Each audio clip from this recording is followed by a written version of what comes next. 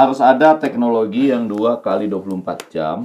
Selesai real count kita. Ini Pak Ganjar kalau nonton ini please Bapak jangan pernah masuk kabinet karena saya kasihan nggak tahu apa yang terjadi pada sahabat saya ini. Betul. Kalau betul-betul Bapak masuk kabinet, Pak, ampun Pak. Setuju. Ngapain kita urus nasibnya Anies sama Ganjar, padahal real count belum beres. Ini kalau Pak Anies, Caimin, Ganjar sama Mahfud nonton, pahami posisi saya ya.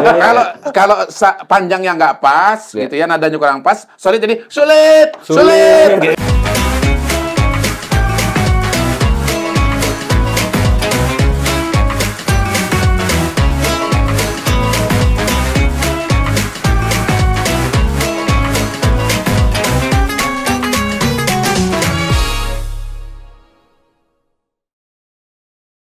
Ya, kembali lagi di Full Politik Team. 442.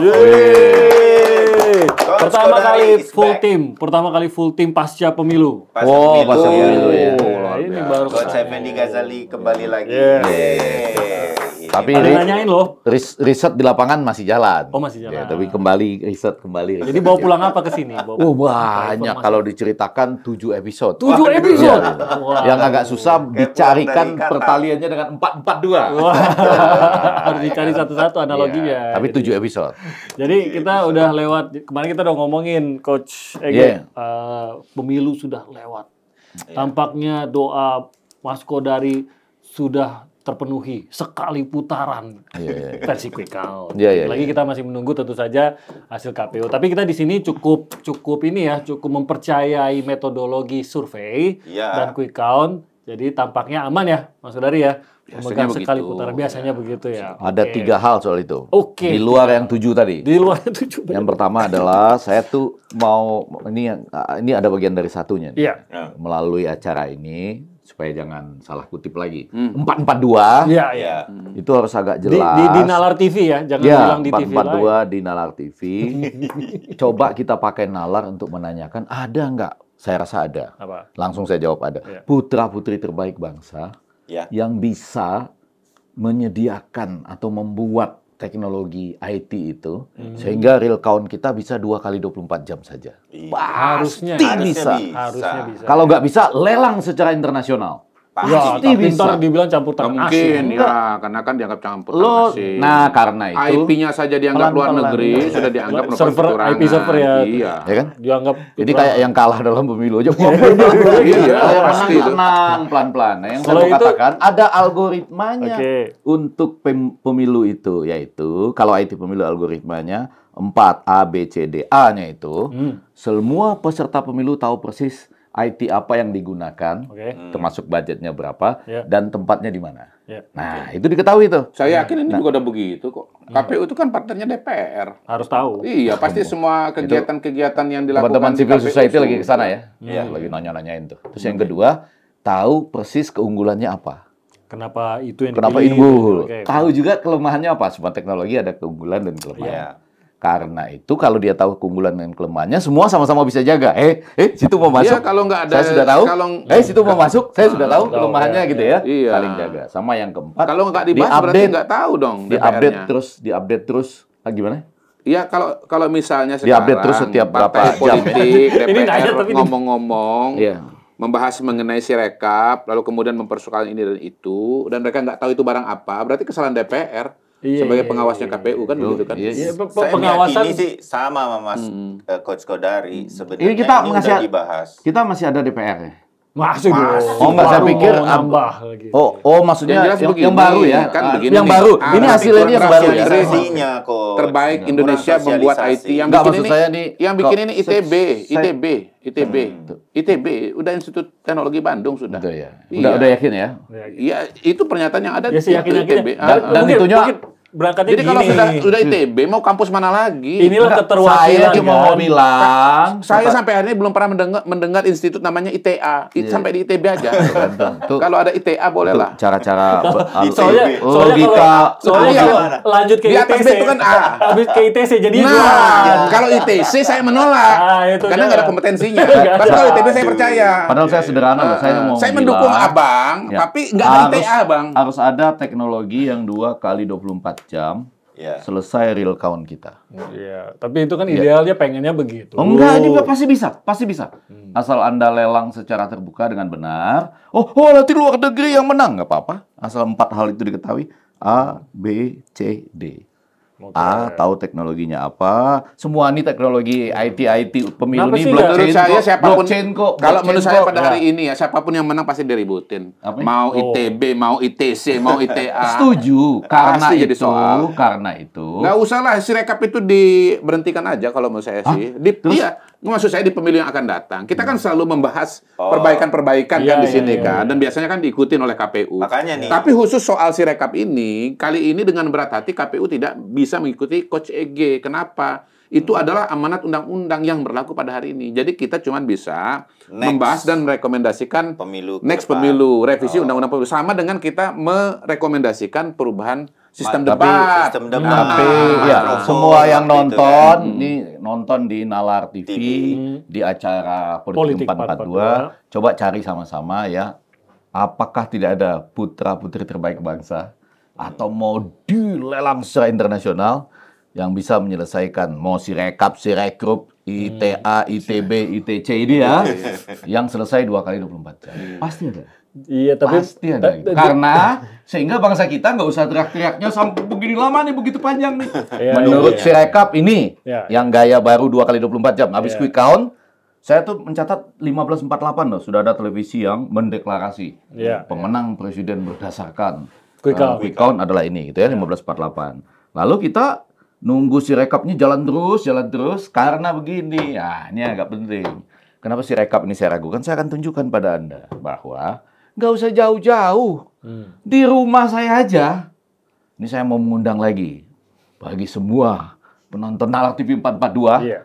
Anda kan pernah nonton film di Amerika Serikat tuh, Kevin Costner, saya lupa judulnya apa, nanti kita cari cepat, yang dimana ada beda 1 suara karena suaranya tertahan di mesin penghitung suara di pemilu Amerika Serikat itu.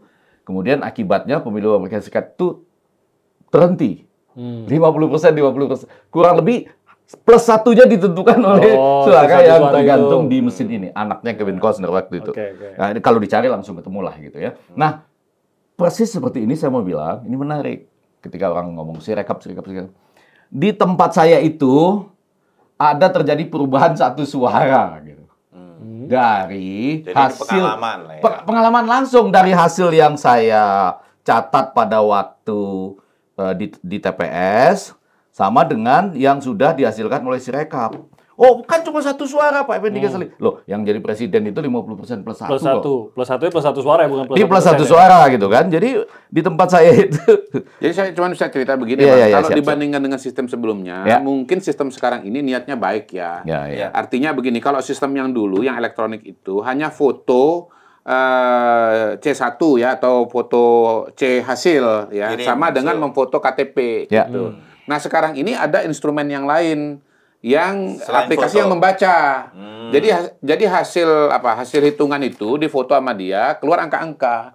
Nah, begitu sendiri keluar angka-angka ini, angkanya kok bisa beda. Nah, itu jadi masalah. Dan angka itu ditandain kan, seperti kita ujian gitu. Dulu waktu ujian masuk perguruan tinggi pakai. Jadi yang kalau dulu itu kan ada masalah. Kenapa? Kadang-kadang fotonya nggak jelas, ya. Karena kemudian kita ini angka 8 apa angka 3. Kualitas betul, dan segala macam kan mempengaruhi. Nah, masalahnya kan ini begitu dibaca oleh aplikasi kok bisa beda hasilnya, angka 3 jadi 1 dan ini kan di tempat saya nih 112 066. Tentu pertanyaan saya, teknologi ini udah dites nggak sih?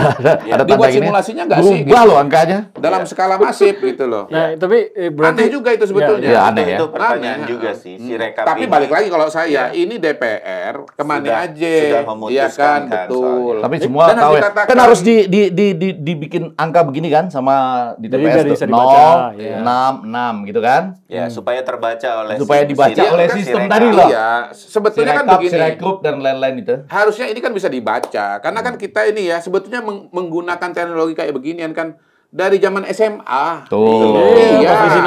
Kan kita ngisi begini kan. Iya. Ini kan itu kan juga masif juga tuh. Ada berapa jumlah anak SMA yang ikut UMPTN pada waktu itu. Iya. Dan itu udah dibaca, kenapa sekarang jadi masalah? Dulu nggak jadi masalah. Buktinya ya. Mas Bayu lulus aja, Timothy lulus aja. Keberuntungan. Iya. Orangnya beruntung emang jadinya. Tapi gini, jangan semua yang masuk Tanu beruntung ya. Beruntung ya, jangan beruntung. Sistem ini. Jadi kita beruntung juga semua. Ya Allah. Kan kita Waduh, ya beruntung ya. Orang Jadi pintar. seharusnya nggak lulus ya artinya ya. Beruntung ya. Coach Kodari, orang pintar kalahnya sama orang beruntung Iya, memang. Jadi balik lagi, saya yakin. Tapi sistem ini deh. Apapun perubahan undang-undangnya nanti, janganlah yang namanya real count ini bertele-tele 35 hari. Sepakat. Cukup lah 2 kali 24 jam. Ada teknologinya, ada harganya nggak mahal. Itu di Harvard aja ada kursusnya untuk blockchain itu. Jadi memang biasa betul lah itu. Ini masukan dari pemilu kita sekarang lah gitu ya. Iya betul. Adanya Sirekap dan lain-lain. Itu sebenarnya the idea itu bagus. Gitu ya, idenya bagus. Saya malah pada level eksekusi. Saya usul kita balik ke 25 tahun yang lalu lah, pakai sistem UMPTN aja sudah. Iya, Sirekap diganti dengan UMPTN. Yang penting 2 kali 24 jam. Kita sudah ada hasil real count, dan lebih daripada itu pada saat yang bersamaan kan kita tahu budgetnya juga ini tinggi betul nih, 76 triliun ya kan. Berapa kali lipat ya dipakai sebagian buat itu. Ditambah satu lagi, ini menarik. Ketika orang bilang quick count, lu marah-marah terhadap quick count, saya bilang usulan yang sangat praktis. Setiap capres itu bikin quick count sendiri. Bagus. Ntar pemenangnya banyak benar. Nggak apa-apa, nggak. Bagus. Dia akan mengatakan gini, ini nggak apple to apple, ini komunikasi politik nih. Dilawan antara quick count melawan real count.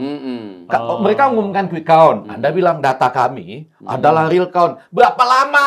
Iya, betul. Itu data Anda, tapi kalau Anda bilang quick count yang kami lakukan dengan quick count internal kami menunjukkan angkanya bukan segitu gitu. Itu oke kita. Karena metodologinya standar. Nah, tapi biasanya di tempat-tempat lain di dunia, Amerika Latin, dia punya quick count juga, tapi memang hasilnya sama. Nah, cuma dia diemin, dia tutup, dia simpan di kantong. Terus dia bilang, kami punya real count. Kami akan tunggu dan kejar hasil. Padahal quick count-nya sudah ada, cuma dimasukin kantong. Negara Amerika Latin. Iya, di Amerika Latin. Amerika Latin jauh-jauh. Jadi maksud saya, Wakanda lebih jauh. Jadi maksud saya, Wakanda itu di Afrika. Jadi maksud saya, ini kan hal yang bagus kan, usulan dari Nalar TV 442, yaitu yang real count cepat lah, 2 kali 24 jam pasti bisa. Itu udah tinggi. Nah, sebaliknya para capres bikin quick count sendiri. Lalu umumkan. Jadi kalau nggak setuju, menurut quick count internal jangan real count. Itu nggak diundangkan. Baiknya diundangkan. Nggak usah diundangkan. Pemikiran yang menurut bahasa Latin itu solutif. Bahasa Latin ya. Ini saya agak susah membedakan antara solutif dan selotip. Saya sampai sekarang masih belum bisa membedakan itu, ya. Begitu, Coach. Kalau solutif itu permanen, kalau selotip itu sementara. Kalau solutif kecuali lupa. Kalau solutif itu bagus, kalau yang jelek polutif. Coach yang sudah akan melatih di IKN. Waduh, lapangan untuk timnas. Kayaknya masih banyak yang butuh di sini. Belum ke IKN, belum lah. Oke, kita lanjutin lagi soal itu bagus hasil. Ya, 2 usul menarik ya dari Nalar TV 442. Biasanya yang diajukan di Politik 442 didengar. Oke, kita lanjutin lagi. Jadi sebenarnya yang mau kita bahas kali ini, balik ke topik, kita mau berbicara soal para pemain bintang. Baik itu lolos tidak lolos menjadi presiden atau cawapres, biasanya ya tetap aja udah jadi bintang gitu kan ya. Nah, kita ibaratkan kalau kita berpegang pada quick count berarti Prabowo Gibran maju sebagai capres-cawapres, berarti menyisakan ada 4 orang yang tidak lolos sebagai capres-cawapres, yaitu Ganjar Mahfud dengan Anies Muhaimin. Nah, apa nasib mereka? Kemanakah mereka? Akankah mereka menjadi apa saja gitu ya? Jadi kira-kira apa gitu? Apatah gitu ya. Kapankah? Yang paling bisa menjawab ini Pak Kodari. Oke. Karena dia sudah kuat dengan sekali putaran katanya ya. Oke. Yang di sini pun kita akui ya, waktu itu tanda-tandanya sudah terlihat. Kayaknya kan di sini kita akui ya. Kayaknya ini Coach Kodari. Kalau udah tanda dorong-dorong ini udah tanda-tanda ini topik yang tidak terlalu enak dibicarakan. Bukan. Karena Coach Kodari ini akhir-akhir ini dibilang cenayang politik jadi ya. Saya takut ngomong kejadian. Kejadian soalnya jadi. Udah berapa hal yang viral kejadian. Karena itu saya Cip bilang aja yang ngomong, karena kalau Cip nggak ngomong nggak kejadian. saya enggak keren, tapi itu keren. Saya mau bilang gini, ada hal-hal yang seharusnya kejadian nggak kejadian, atau yang kejadian jadi kejadian tidak kejadian jadi kejadian, ya kan? Tidak kejadian jadi kejadian. Jadi kejadian, ya. Karena kita nih sekarang tuh sedang banyak, menurut saya ya, mengalami gangguan jiwa ringan. Oh iya. Sekarang misalnya saya bilang kayak gini. Ngapain kita urus nasibnya Anies sama Ganjar, padahal real count belum beres. Kan pengen tahu. Nggak mau, saya nggak mau. Karena gini ya. Coba kira-kira. Nggak mau. Nggak mau. Biasa membuat prediksi pertandingan kok. Nggak mau. Karena apa? Lihat ya, pelan-pelan. Ini ada orang dapat suaranya ini gede loh. Iya. Jangan anggap enteng nih. Berapa nih? 25 sama 17 atau 25 sama 16? 25 sama 17 ya. Sebutlah begitu. Kalau mau lebih enak 26-17, ngambil batas atas lah. Ya, boleh. Sekarang kecenderungan angkanya menuju 23 malah. 24 lah. 24. Ini suka begini nih orang. Enggak, kasih si rekap. Kan tadi udah dibilang Ditanya bingung lagi rekap. Oke, berapa?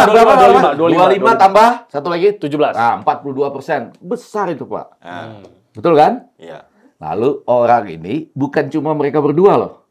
Yang milih pun besar itu. Betul nggak? Betul. 42% gitu ya. Ini mereka yang milih masih nunggu sirekap, masih nanya ini, urus ini sampai ada hak angket, masih nanya-nanya kok suara saya beda. Anda nggak ngecek ya suara di TPS dengan sirekap nggak ngecek ya? Enggak. Anda nggak juga? Nama-nama tertentu saya Bapak cek nggak ngecek juga? Nggak ngecek? Ngecek TPS saya aja. Iya. Tapi masuk di sirekap gitu? Enggak. Oh itu, saya yang ngecek kan, saya kan tadi nunjukin bahwa saya ngecek. Ngeceknya menurut saya nih ikut ya, calonnya. terus terang sumber saya itu namanya CRT. Jadi saya tanya RT saya tadi di TPS kita berapa? Itu lebih percaya. Jadi saingannya si rekap itu yang lebih akurat adalah CRT. Enggak terbukti juga. Ini nih, dalam hal ini nggak terbukti. Kenapa? Sesudah ada perbedaan, saya kan di foto itu hasilnya segini, di sirekap berlebih satu. Walaupun satu suara, tapi bagus loh. Kalau ada yang mau bikin film, ya kan? Ternyata Swing Vote nama filmnya. Iya, Swing Vote. Nah, jadi itu ya. Nah, saya tanya ke Pak RT. Pak RT, kan kita sama-sama di situ. Suaranya kan segitu. Yang mana yang benar? Kok bisa sirekap tambah satu? Waduh, kok bisa begitu ya?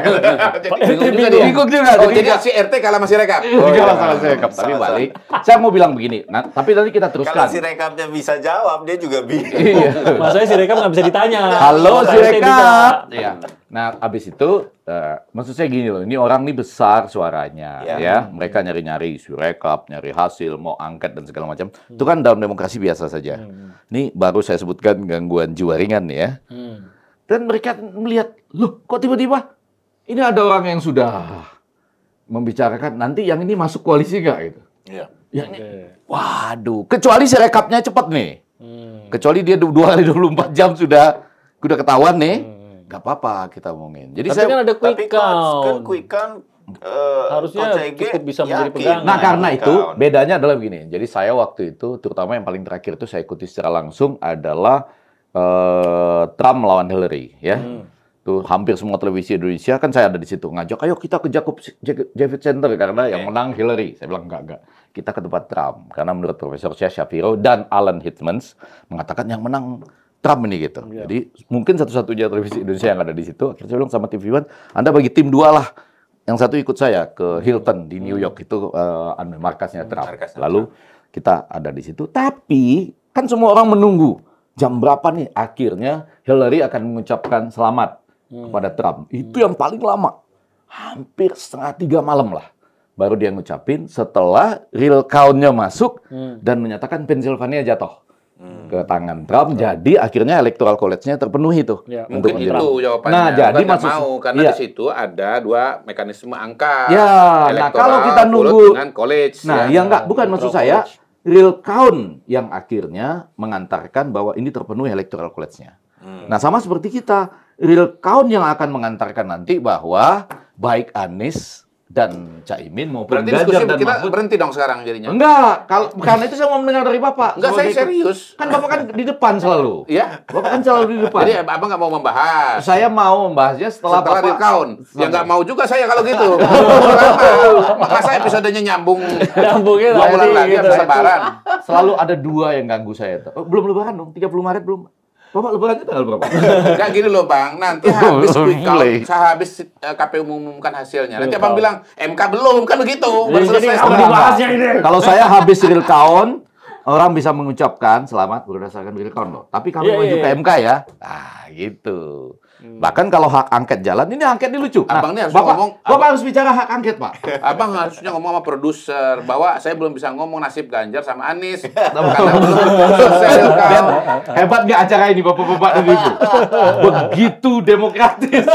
Sangat demokratis. Sampai bisik. Ya deh, saya juga nggak mau bahas deh kalau gini. Nggak mau bahas juga saya. Tapi poin saya Pokoknya kalau Abang nggak mau bahas, saya juga nggak bahas. Saya juga mau deh. Kita nunggu dulu lah. Iya. Kita nunggu. Saya cuma mau bilang, episode terpendek. Saya nunggu sampai pelantikan aja deh. Coba Anda lihat, tiba-tiba kita bahas. Lalu Anies nonton nih sama Cak Imin, ya. Lalu Ganjar nonton sama Mahfud. Kalau Mahfud masih nonton apa enggak sih? Tapi Abang kan sudah, yang pasti udah ngomong bahwa sebetulnya para kandidat itu sudah mengantongi hasil quick count. Dan dia sudah tahu hasilnya, cuma dia masih Di Amerika Latin, di Amerika Latin. Di Amerika Latin. Amerika Latin, bukan di Jadi Menteng dan maksud Kebayoran saya, Lama. banyak loh yang membuat saya itu sekarang lagi mikir-mikir nih. Nanti bolehlah masuk ke sana ya pada saat-saat terakhir. Yang mikir-mikir saya supaya orang melihat bahwa 442 ini juga berpikir tentang strategi di lapangan. Dan saya baru pulang dari strategi. strategi. Ya udah deh, saya mulai aja ya. Berdasarkan hasil quick count kan bisa kan, boleh kan begitu kan? Bisa. Jadi kan diskusi itu sebenarnya tergantung atas dasarnya apa kan. Kalau atas dasar quick count. Nah, di situ hebatnya Bapak. Itu di situ saya kagumnya sama Bapak tuh di situ. Ini saya kasih nama produser acara ini dong. Nanti kalau diskusinya nggak jalan bagaimana? Ini kita udah 20 menit. Abang belum makan baksonya, saya udah makan bakso di sini. Makanya saya tadi nggak enak makan bakso karena saya posisinya mau begini. Jadi apa main makan bakso aja sih? Buat kalian ya, mohon maaf ya, baksonya hanya untuk kita. Baksonya enak. Jadi pokoknya ada penganannya itu. Tapi kalau Pak Anies, Cak Imin, Ganjar sama Mahfud nonton, pahami posisi saya ya. Saya ngomong ya. Kalau Cak Anies, Mas Anies dan Mas Ganjar nonton ini, tolong lebih pahami lagi posisi saya.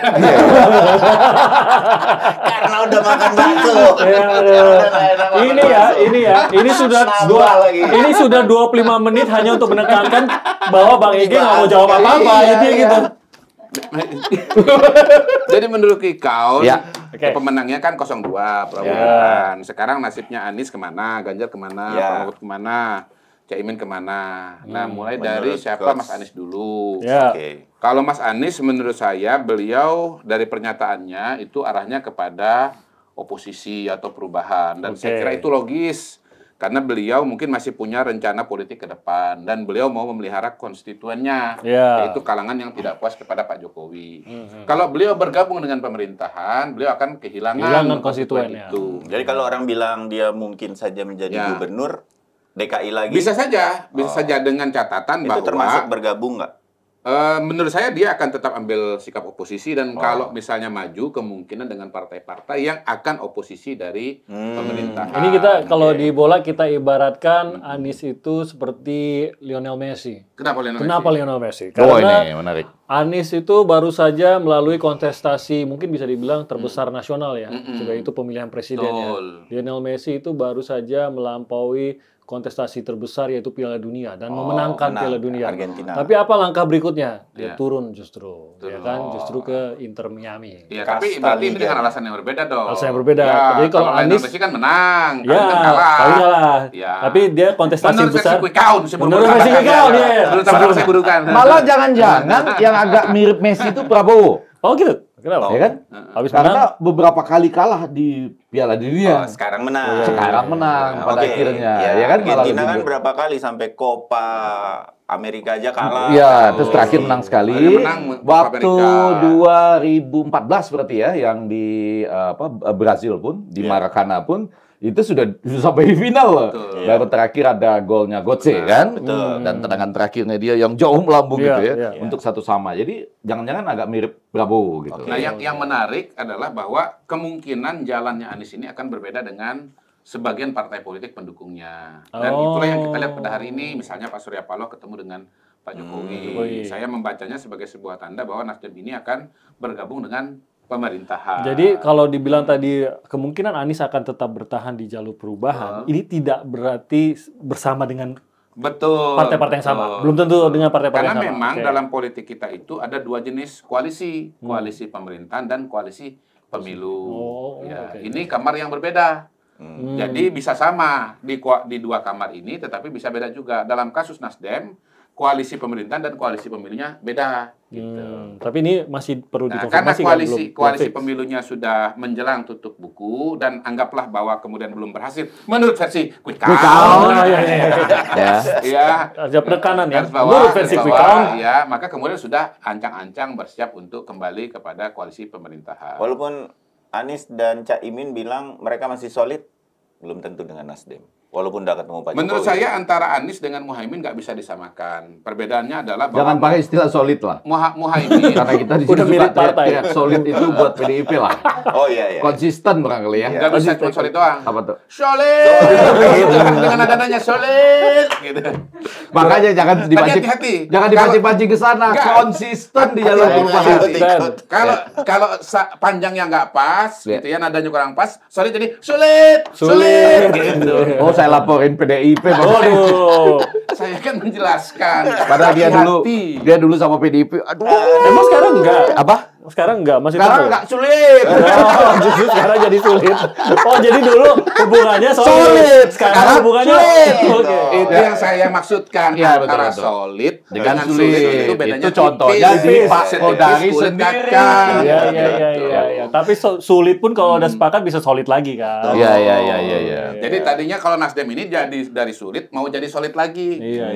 Nah, dalam kasus PKB agak beda, ya. Karena apa? Karena orang menyangka PKB juga karena akan gini, Muhaimin gitu. Iskandar itu dia punya partai politik. Yang dipikirkan oleh Muhaimin bukan cuma dirinya saja, tapi dia juga harus memikirkan partainya. PKB legislatifnya naik cukup signifikan.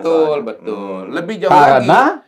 Presiden dan wakil presiden. Lebih jauh lagi sebagai sebuah partai politik yang lahir dari sebuah segmen politik yang sosial politik yang sangat jelas, yaitu Nahdlatul Ulama, ada tanggung jawab kepada konstituennya gitu.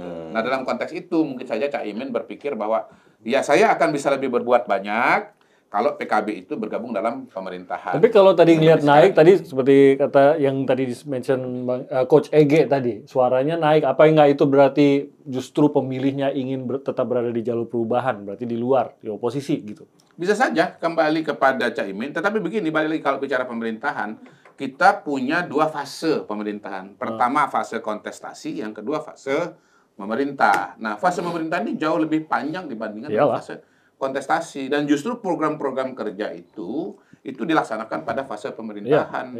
Nah, balik lagi ya, cara melihat Cak Imin dengan Pak Anies ini menurut saya harus dibedakan. Coach Ege gimana? Oh ya, kalau saya tetap ingin mengatakan kalau bukan mereka, saya yang mengalami gangguan jiwa ringan. Tapi kalau saya benar, mereka yang mengalami gangguan jiwa ringan. Jadi ini apa itu? Gini loh. Ini yang pertama aja pengaturan jadwal. Ya kan? Ini pemilu presiden kan saya pernah bilang di sini juga, tapi saya pertegas nih. 14 Februari 2024. Pelantikan 20 Oktober. Itu memang agak jauh di negara kita. Nanti mungkin harus dipendekin ya. Tapi lebih daripada itu, yang saya maksudkan adalah gini. Bagaimana orang bisa menyampaikan perubahan? Kami sudah menetapkan calon presiden, calon wakil presiden. Dan kalau dia melanjutkan masih agak-agak sejalan tuh. Nggak terlalu gampang kita masuk gangguan jiwa. Tapi kalau dia tuh mengatakan perubahan, yang ini harus dirubah, yang ini harus dirubah, ini salah, ini dirubah, ini salah, ini dirubah. Lalu dia udah selesai nih dengan versi quick count loh ini, iya kan? Dengan versi quick count, lalu mereka seakan-akan bilang, ini kita stop sebentar lah perubahan ini gitu ya. Kita ikutin dulu aja semua yang nggak dirubah sampai 20 Oktober gitu. Nggak perlu amat lah perubahan ini dilaksanakan. Tiba-tiba gitu ya? Iya, kita tenang-tenang aja dulu. Kita tunggu aja dulu, ya kan? Sampai 20 Oktober, ya nanti mungkin kita lupakan. Kan berarti ini ada yang mengalami gangguan jiwa ini. Kalau bukan saya, mereka. Tapi kalau mereka enggak, saya. Nggak apa-apa. Ini menekankan harusnya tetap konsisten. Bukan maksud saya, gitu. Saudara-saudara, ini harus dirubah, itu harus dirubah. Pelampung. Datanglah 42%, paling tidak 25% lah. Ya, gitu kan? 25% kali jumlah yang milih itu banyak loh. Puluhan juta, ya kan? ratusan. Tiba-tiba dia ketemu sama presiden, terus sudah mulai ngomong-ngomong yang ini akan masuk ke kubu yang itu. Berarti yang perubahannya mana? Apa kabar gitu ya? Apa kabar perubahan? Bukannya konsisten. Memang setiap saat begitu ada perkembangan, ya perubahan. Ya ini sikap saya, katanya sikap saya berubah. Nah itu yang sudah sembuh dari gangguan jiwa biasa begitu. Sudah kebal terhadap gitu. Kalau saya masih bingung. Saya masih bingung. Ini perubahan berhenti sebentar ya. Perubahan berhenti sebentar nih. Kita kumpul-kumpul dulu, kita bicara koalisi dulu. Yeah. Nah, bahkan kapan perlu nanti 20 Oktober sesudah ada sedikit lagi aja. Berdasarkan quick count dikit. 20 Oktober itu sudah dilantik, lalu ikut masuk dalam koalisi. Lupa nih perubahannya. Enggak ada. Saudara-saudara sekalian, Surya Paloh itu mengatakan bahwa perubahan ini berlaku. Iya. 2024-2029. Oke. Presiden baru. Oke. Kalau yang sekarang konsisten. Iya. Dari ujung rambut sampai ujung kaki. Berakhirnya di 20 Tertanda Oktober. Sahroni. Iya, 20 Oktober. Ini kan saya ngutip Sahroni. 20 Oktober Kalau ujung 2024. rambut sampai ujung kaki itu Sahroni. Karena itu saya yang nggak tahan. Yang belajar ilmu komunikasi politik, akhirnya harus mengatakan, kalau Anda semua benar, saya yang mengalami gangguan jiwa ringan. Abang itu balik lagi, Ya. diskusi kita di TV One itu. Abang itu guru besar ilmu komunikasi publik. Sementara ada guru besar ilmu komunikasi privat. Oh iya. Dia privat teacher sebetulnya. Ya. Segala yang kacau-kacau munculnya di privat teacher gitu ya kan. Jadi saya, itu yang harus saya pikirkan ya. Mau lebih tajam lagi? Mau lebih tajam supaya acara ini dicatat. Supaya acara ini dicatat. Bercatat saya, ini. Apa itu, Coach? Nalar TV dan Politik 442. Saya mau kasih tahu kepada Anda ya. Para guru besar atau sivitas akademika dari berapa? 100 lebih kampus. Ini kalau nggak saya, Anda yang mengalami sedikit gangguan jiwa ringan. Apa itu? Kan Anda ngotot soal pelanggaran etika. Ya. Saya aja ikut di sana. Kalaupun ada yang berhasil mencapai angka yang tinggi berdasarkan quick count, bukan berarti etikanya habis dong. Berarti apa yang harus dilakukan? Iya itu. Mana? Anda kok diam juga? Oh, oke. Berarti saya nih yang mengalami gangguan jiwa ringan. Enggak, gini. Atau Anda semua? Anda yang harus menjawab, karena Iya. Anda kan guru besar. Oh, saya ikut hadir. Oh, iya, oke. Saya ikut hadir. Iya, oke. Dan ketika teman-teman ini berhenti, saya mengalami gangguan jiwa Gangguan ringan. jiwa, iya, oke. Ya itu. Ayo, Enggak, bukan. pelan-pelan. Lo pelan-pelan lo ini. Tidak menular kok. Bapak dan Ibu guru besar Sivitas Akademika alumni dari 100 lebih universitas itu. Kan yang dipersoalkan etika kan? Antara lainnya, utamanya. Lalu kalau ada yang mencapai hasil yang tinggi nih, di dalam quick count loh ini. Quick count, versi quick count. Ya kan? Terus etikanya hilang. Berarti seharusnya lebih ribut Etikanya lagi hilang. sekarang gitu. Oi, Nalar TV. Untung Nalar TV keren. Nalar menanyakan. Ya. Pelanggaran etikanya hilang. Hilang. Wah, berarti Oke, saya. coba lanjut Bajas. yang Ganjar gimana Ganjar? Lanjut ya Ganjar ya. Jadi nggak apa-apa. Gini, Ganjar. kalau yang bagian ini ditonton oleh para sivitas akademika dan guru besar, itu malah bagus. Ini masukan dari Nalar TV Coach. menyampaikan kepada Anda semua. Cip, Oke. jangan sampai udah kalah nggak dibahas pula. Nggak apa-apa. Ini pasti akan dibahas. Para guru besar akan nonton bahwa kalau nggak saya, Anda yang mengalami gangguan Oke. Ganjar ya, Ganjar jiwa ya. ringan. Ganjar. Ganjar. Itu Ganjar. mirip pemain lain.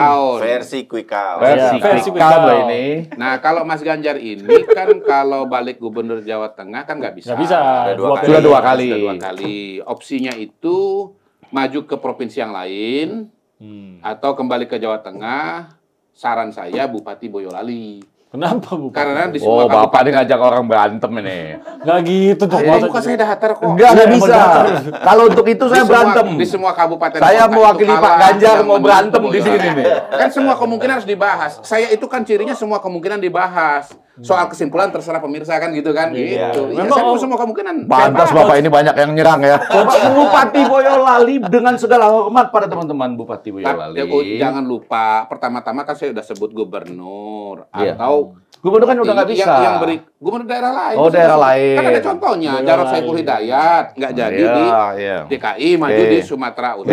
Bisa Iya maju Jakarta, mungkin Bisa. ketemu lagi sama Anies di Jakarta. Bisa, kan? betul. Mungkin bisa nggak? maju di Jakarta. Tapi saya yakin pada bagian Alternatif ini lain jadi menteri. dengan agak cepat dia Kalau akan bergabung. setia di jalur oposisi saya rasa. bersama PDIP-nya. Kalau bicara calon menteri kepala daerah, menteri calon kepala daerah kan nggak ada kaitan dengan oposisi, nggak ada oposisi. Iya. Bisa. Kalau itu bisa. Tapi berarti bersama dengan PDIP-nya gitu ya? Saya nggak bisa membayangkan kalau Ganjar masuk jadi menteri. Itu nggak bisa saya bayangkan sampai saat ini. Nggak mungkin. Nggak tahu. Saya nggak bisa bayangkan. Secara politik bisa terjadi. Saya nggak bisa bayangkan. Misalnya terjadi gimana, Bang? Apanya? Misalnya terjadi Ganjar masuk kabinet Prabowo Gibran. Nggak bisa saya bayangkan. Coba Abang bayangkan. Tapi kan orang juga. Kasih kesempatan. Tenang, sakit lagi. Tenang, kasih kesempatan. Nggak bisa, Pak. Saya sudah dicoba. Nggak bisa. Udah dicoba masih nggak bisa. Padahal gini. Ini lama-lama jadi 1000 bulan. Saya betul-betul berharap bahwa Pak Ganjar, ini Pak Ganjar kalau nonton ini please Bapak jangan pernah masuk kabinet karena saya kasihan nggak tahu apa yang terjadi pada sahabat saya ini. Betul Bapak masuk kabinet, Pak. Ampun, Pak. Setuju. Ya. Kalau itu saya setuju. Acara ini selesai, Pak, nggak ada narasumber. Tapi ada kemungkinan saya ya kalau Bapak Ganjar masuk kabinet, saya nggak datang lagi ke Pak. Terutama karena apa? Bukan. Karena oposisi itu penting. Itu garis bawah betul. Tujuh. Sehingga misalnya ya, tadi pertanyaan kita soal sirekap itu, kenapa nggak ada pertanyaan apapun? Kalau cuma nggak datang itu gampang, Bang. Kasih contoh aja. Ya. Karena apa gini dah, supaya saya terpengaruh lebih banyak. Ini penting. Enggak. Tadi sudah agak penting. Enggak, ini genting. Silakan. Saya mau bilang bahwa rupanya dia penting jadi genting saya. Kenapa kita nggak dengar apapun soal sirekap tadi? Karena DPR-nya begitu. Nggak ada orang yang membunyikan, sepakat saya. Membunyikan secara tepat. Kemana aja? Kemana? Kenapa enggak? Sekarang kenapa Anda teriak-teriak? Iya, sepakat. Karena itu Pak Ganjar jangan. Jadi Pak Ganjar kita janji nih, kalau Anda masuk kabinet saya nggak datang ke acara ini. Seru juga kan? Gini, yang saya khawatirkan itu nggak bisa datang itu loh. Kenapa? Ya tadi karena nggak bisa membayangkan. Kaget banget gitu. Masih denial ya? Enggak, kalau itu sih nalar. Membayangkan aja nggak bisa, apalagi datang. Januari 2019 orang juga nggak pernah membayangkan Prabowo di kabinetnya Jokowi. Nggak kebayang juga pasti. Oh, kalau saya kebayang sih. Tuh, kebayang. Kalau itu udah kebayang. Hampir satu doang kebayang. Enggak, saya kalau itu Pak Mahfud deh. Jadi kalau nggak bisa dibayangkan kita geser aja Pak Mahfud. Pak Mahfud ini kan. Tapi Ganjar setuju ya akan oposisi ya? Saya cenderung oposisi. Tetapi bukan mustahil juga kan bahwa bisa aja masuk ke dalam kabinet. Bisa aja. Berapa persen kemungkinannya? Sekali putaran dan sekali kabinet. Susah nih. 10% lah. Hah? 10%. Hati-hati kalau nyebut persen. Suka kejadian. 10% tapi. 10% lah. Kecil. Kalau saya bilang PDI Perjuangan sih oposisi. Iya, oposisi. Dan itu akan dituruti Pak Ganjar. Iya. Tapi kalau itu akan ada. Kalau dari kacamata petugas partai iya, tapi dari kacamata individu kan bisa aja terjadi kan. Enggak, tapi kalau itu akan diikuti oleh versi quick count dulu tuh. Sebelum dia akan oposisi apa bukan, ada versi quick count untuk oposisi apa bukannya, yaitu hak angket ini jalan apa enggak. Karena 3 sekjen yang lain menyatakan kami bertiga menunggu PDIP ini bener nggak dia teriak-teriak hak angket? Ya kami siap, tapi Anda dulu yang mulai. Kalau gitu pertanyaannya, PDI jalan nggak dengan hak angket? Nah, itu tadi quick count-nya menurut itu. Abang, apa? PDI lanjut nggak dengan hak angket menurut Abang? Saya bayangkan dulu boleh nggak? Coba dibayangkan. Bisa nggak dibayangkan? Nggak bisa juga. Nggak, harusnya sih jalan. Biasanya kalau nggak bisa bayangkan gini, nggak bisa jawab. Harusnya sih jalan. Ya. Kecuali sanderannya ketat gitu. Tapi kan sangat berlatar. Sandra. Dewi Pak. Sangat berlatar politis lah, tembus atau tidaknya hak angket kan. Betul. Kita pernah tahu apa yang terjadi di belakang. Apa nih yang dipegang di belakangnya? Ya kan? Sampai nggak maju-maju Bapak ini. Itu yang kita nggak tahu Ada yang gitu. dipegang di depannya. Ada juga yang dipegang di depannya. Udah mulai. Kalau kita nggak bisa cerita, biasanya kita lempar. Tulis ya kolom komentar. Nah itu, apa yang dipegang di depannya? Tulis di kolom komentar. Apa itu kan? Ya. Oke. Buat yang menonton. Pak Mahfud menurut saya kemungkinan masuk kabinet. Buat yang menonton. Iya, menurut saya hak angket maju atau enggak silakan komen. Tulis. Dan apa yang menghalangi dan atau yang memfasilitasinya. Sama yang menarik juga. Kalau tadi saya sudah bahas yang di depan, Bapak-bapak dan Ibu yang nonton cari apa yang di depan. Tapi menarik juga ya kalau mungkin penonton sendiri punya gambaran Ganjar tuh kemana? Iya, betul. Oh, setuju.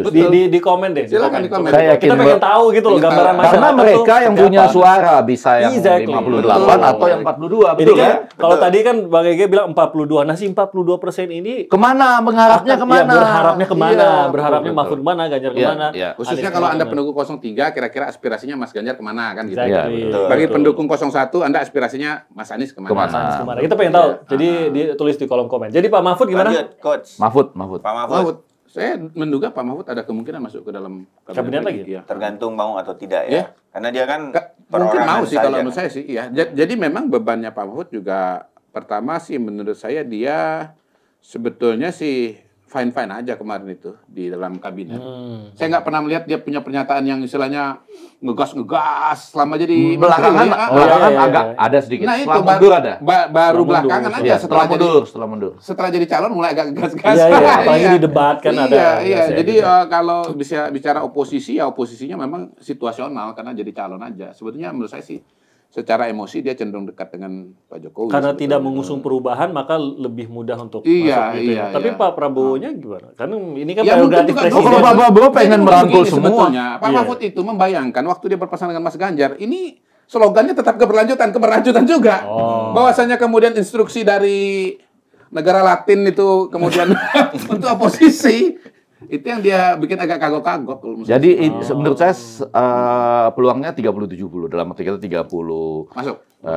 enggak, tidak. Nggak masuk, Iya. keluar, di luar. Iya, 70. 70 Oh. masuk gitu. Jadi cenderung lebih besar masuk. Untuk lebih besar Mahfud. tidak masuk.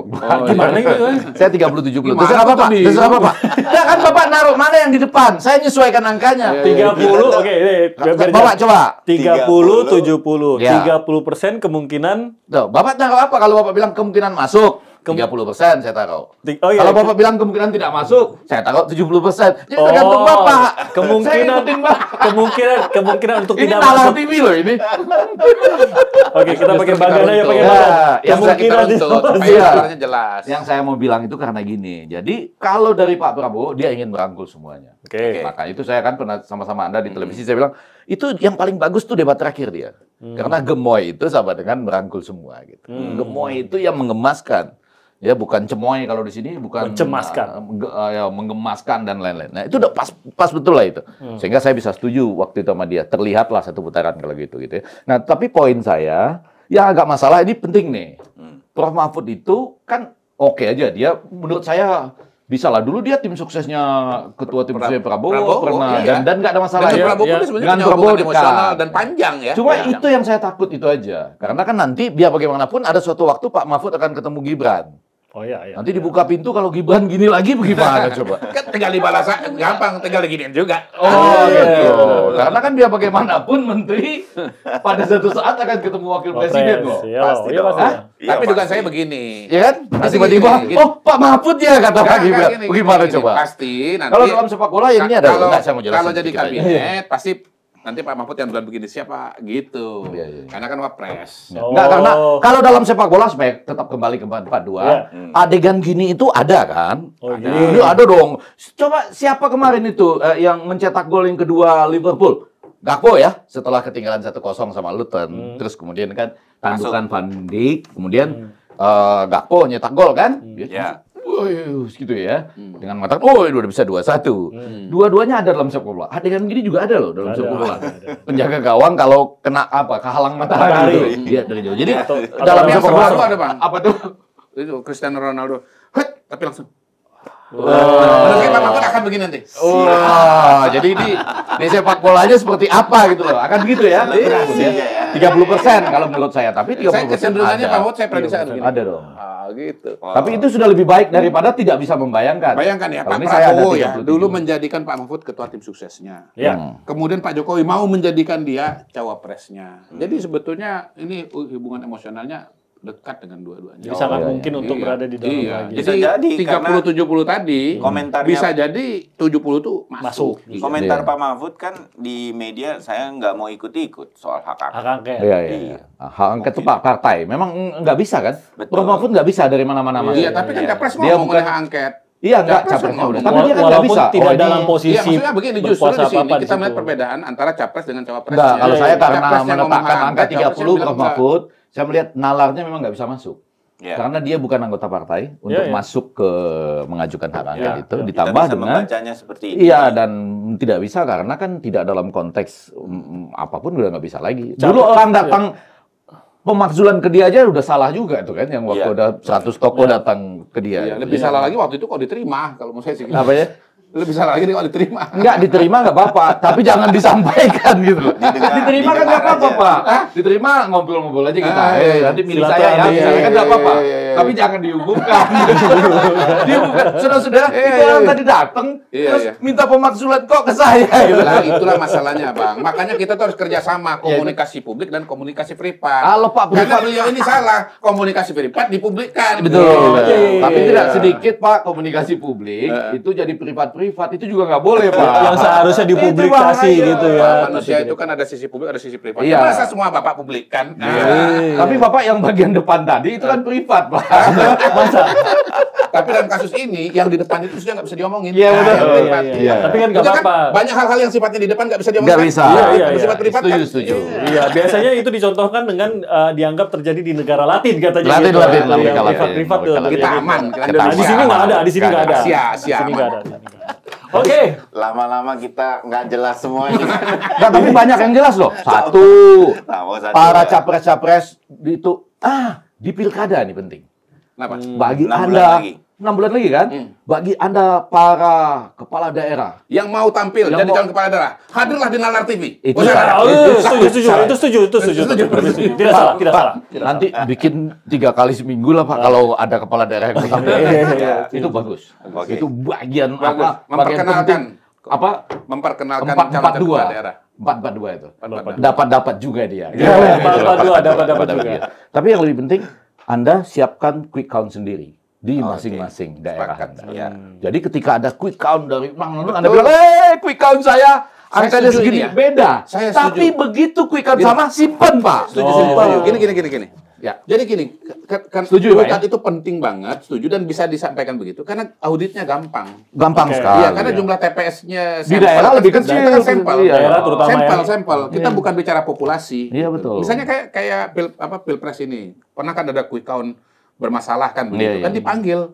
Itu ditanya, kamu quick count-nya di TPS mana aja? Mana TPS sampel kamu? Kan itu jelas sekali. TPS berapa di mana. Jadi kalau dia main-main angka atau angkanya nggak ada, itu bisa dicek. Gampang ceknya. Dan yang mereka yang quick count-nya waktu itu berbeda, itu pada nggak datang. Karena sudah tahu kalau dia datang, dibuka, datanya dia habis dia.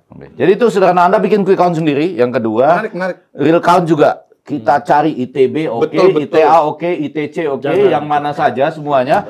Bisa sirekap di pilkada-pilkada itu 2 kali 24 jam. Ini saya usul ya, sirekap ini nanti yang 2 kali 24 jam. Jadi jembatan pilot project menuju Pilpres. 2 kali 24 jam sudah selesai sirekap itu. Jadi diadu aja, nanti silakan para kepala daerah, bukan kepala daerah sebetulnya, KPU daerah, itu rekrutlah tender aja yang benar. ITA, ITC, ITZ, ITJ, ITS semua pokoknya.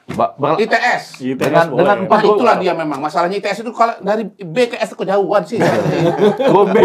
Rumusnya itu tadi 4. Jadi nggak keinget gitu loh. Rumusnya 4. Orang tahu sistemnya apa, tempatnya di mana, siapa pelaksananya. Yang kedua tahu keunggulannya apa, tahu kelemahannya apa. Dan karena itu sama-sama jaga, lalu ada update-nya. Teratur. Jangan kalau ditanya orang baru diupdate. Wah, ini rusak. Oh iya. Enggak. Jangan kebiasaan kayak gitu. Biasa betul tuh. Di depan Pennsylvania, di Nevada, 6 jam sekali loh. Termasuk untuk ngasih tahu, lampu tadi mati. Ya kan gitu kan? Ini CCTV-nya lampu mati, kemudian kita ulang lagi perhitungannya. Itu yang kedua. Sama yang ketiga, semua usulan kita tentang debat, itu harusnya dicoba di pilkada. Ya gitu loh. Yang cuma 1 jam saja, iklannya di depan sama di ujung, ya. Terus tepuk tangan cuma di awal sama di akhir gitu. Terus panelis langsung nanya, nggak usah pakai diundi-undi lagi apa itu supaya tertib, tepuk tangannya nggak boleh lebih dari 3 kali. Tuh, kalau nggak suaranya dikurangi 1 katanya gitu nanti. Kenapa menteri Bapak? Kan tadi saya nanya. Saya menduga saya yang ada gangguan jiwa ringan. Ternyata gejala-gejalanya memang kadang-kadang nggak menyadari sendiri kita memang kalau harus saya sudah introspeksi. menduga kalau bukan bapak-bapak guru besar dan ibu guru besar, alumni dan sivitas akademika yang mengalami gangguan gejala jiwa ringan, saya gitu. Cuma gejala-gejalanya ternyata ke sebelah sini. Enggak Pak, you are still the best. Oke, tampaknya sudah habis waktu kita di Politik Pak. Udah ya tadi. Nah, saya salah lagi. Kalau orang menang nggak boleh baper. Oh ya. Iya, gimana mau baper menang? Enggak, hasil pemilu ini kemenangan bagi seluruh rakyat Indonesia. Betul. Setelah real count-nya jelas, setelah MK-nya jelas, setelah hak angketnya jelas, kalau itu yang Anda pilih. Jadi ini juga ketawanya ketawa versi real quick count gitu ya. Yang mana? Ini Saya mah kagak ada jedanya. Karena masih quick count. Itu versi gangguan yang sesungguhnya. Saya loh sekarang yang sedang mengalaminya saya. Karena alasan-alasan tadi. Betul kan? Oke. Ilmiah kan tuh alasan saya? Tampaknya begitu. Ilmiah dan nalar TV. Kampus-kampus tolong siapkan sistem masing-masing ya. Ini ada menarik tuh. buat Anda di pilkada. Buktikan bahwa sistem Anda yang terbaik. Nah, itu boleh tuh. Itu nanti sama akan tadi dipakai di Anda pemilu. buktikan. Saya sekali lagi bilang FIFA tuh ada pelanggaran kode etik ya kan? Versi 2023 misalnya sudah ada loh kesebelasan di Indonesia yang dijatuhi hukuman itu karena intimidasi, ancaman dan lain-lain. Jadi hasil yang besar logikanya tidak sekaligus berarti etikanya selesai. Ya. Oh bahaya nggak ini? Bahaya nggak ini? Nggak bahaya karena logikanya begitu. Nalar TV-nya begitu. Betul kan? Semoga Anda mendapatkan manfaat dari menyaksikan ini atau paling tidak terhiburlah episode kali ini. Agak bingung juga kita menarik benang merahnya ini. Dan tidak mengalami gangguan jiwa. Dan tidak mengalami gangguan jiwa. Ya. Oke, yang terbaik untuk Anda. Terbaik untuk Anda semua. Kita kembali lagi minggu depan. Ketemu lagi. Terima kasih.